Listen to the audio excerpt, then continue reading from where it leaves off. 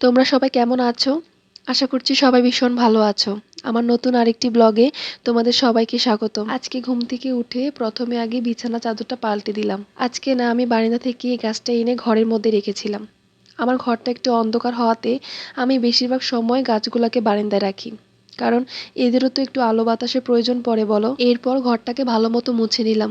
প্রতিদিন ঘর না মুছলে কেন জানি একটুও শান্তি লাগে না। এরপর রান্নাঘরে গিয়ে রান্নাঘরটাও পরিষ্কার করে নিলাম। আর আমার রান্নাঘরটাও না বেশ ছোট। আমরা যারা ভাড়া বাসায় থাকি তাদের মধ্যে বেশিরভাগই কোনো না কোনো ছোটখাটো সমস্যার মুখোমুখি হতে হয়। আমার এই বাসায় সবকিছু ঠিক থাকলেও আমার না এই বাসার জলটা একদমই পছন্দ না। কারণ এই বাসার জলে প্রচুর আয়রন।